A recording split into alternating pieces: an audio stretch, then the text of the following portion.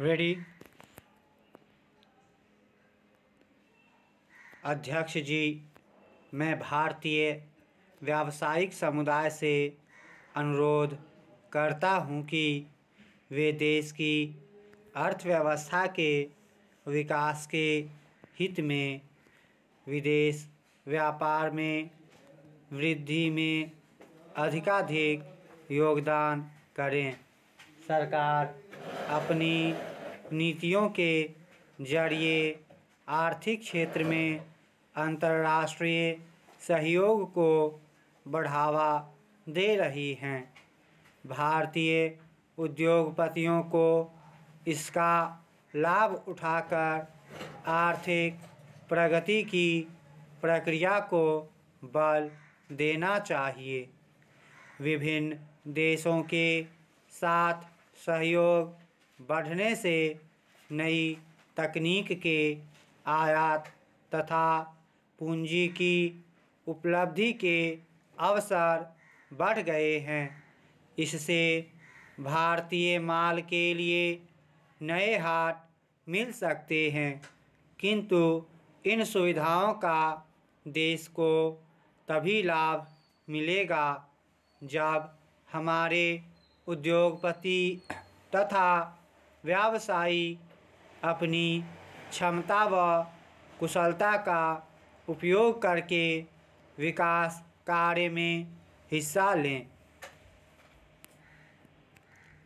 जैसे जैसे देश की अर्थव्यवस्था का विकास होगा, विदेशों में काम करने के लिए हमें अधिक से अधिक अवसर मिलेंगे और आधुनिक तकनीक के आयात की मांग भी बढ़ेगी, किंतु आयात की ज़रूरतों को निर्यात में पर्याप्त वृद्धि के जरिए ही पूरा किया जा सकेगा। सरकार को अपनी ओर से इसके लिए हर संभव प्रयास करने में पूरा सहयोग देना चाहिए।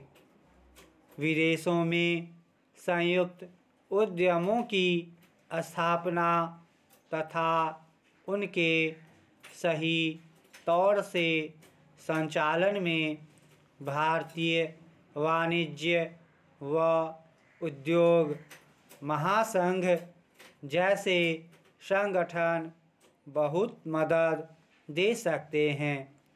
विदेशी वाणिज्यिक संगठनों से संपर्क तथा सहयोग बढ़ाने की भी ज़रूरत है। साथ ही भारतीय माल को विश्व बाजार में प्रतियोगी बनाने के लिए उपाय किए जाने चाहिए। अंतर्राष्ट्रीय व्यापार में भारत का हिस्सा बढ़ाने के लिए सरकार तथा व्यवसायियों के बीच सहयोग बढ़ाना आवश्यक है।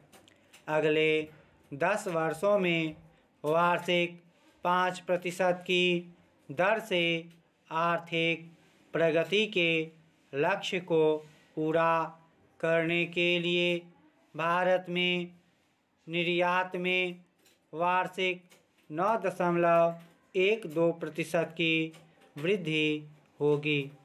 आर्थिक विकास में अंतर्राष्ट्रीय व्यापार का महत्व दिन प्रतिदिन बढ़ता जा रहा है।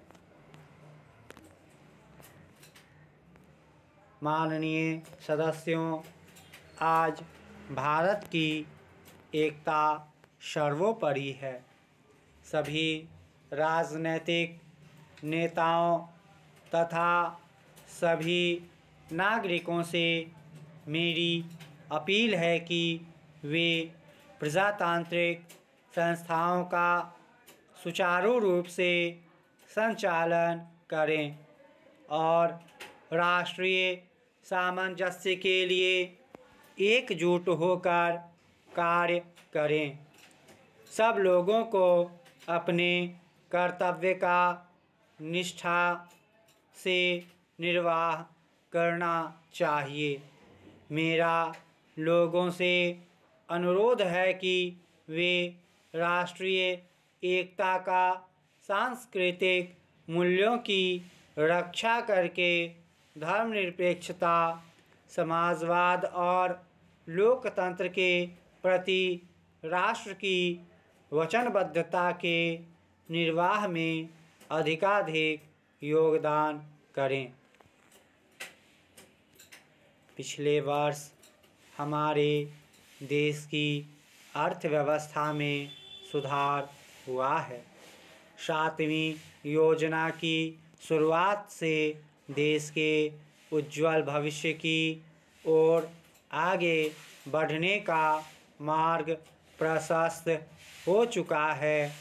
कानून का शासन हमारी लोकतंत्रीय प्रणाली का एक दूसरा बुनियादी असूल है।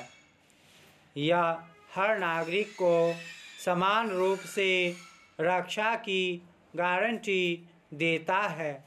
हमारे देश में कानून के सामने हर नागरिक समान है, इसलिए इसका परिपालन अति आवश्यक है। कानून लागू करने वाली एजेंसियों का फर्ज है कि वे शांतिप्रिय समाज के हितों के लिए कानून को मजबूती से लागू करें। हमारा गणतंत्र सहनशीलता और एक दूसरे के प्रति सम्मान पर आधारित है। यह हमारी लोकतंत्रीय प्रणाली की मुख्य विशेषता है।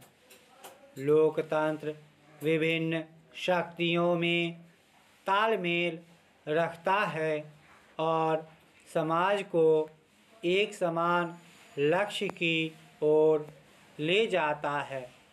राजनीतिक मतभेदों को दुश्मनी का रूप नहीं लेना चाहिए। जनता के अधिक से अधिक कल्याण के लिए बेहतर से बेहतर कार्यक्रम तैयार करने में राजनीतिक दलों को एक दूसरे से बढ़ चढ़कर कोशिश करनी चाहिए। यह सभी जानते हैं कि लोकतंत्र में मतदाताओं का फैसला सर्वोच्च होता है, इसलिए जनता की इच्छा को स्वीकार किया जाना चाहिए। अगर हमारे अंदर किसी तरह का मतभेद पैदा होता है तो मेरे विचार में हमें उसे आपसी बातचीत और सद्भावना के जरिए हल करना चाहिए।